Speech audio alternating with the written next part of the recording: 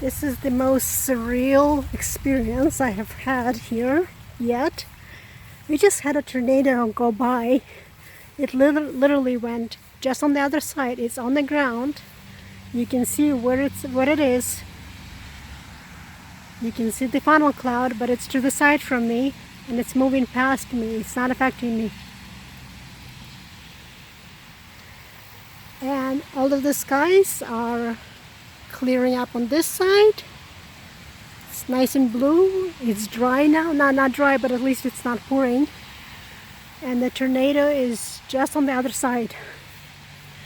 This is the most surreal thing. It's not going in my direction, so I know I'm safe. But holy crap.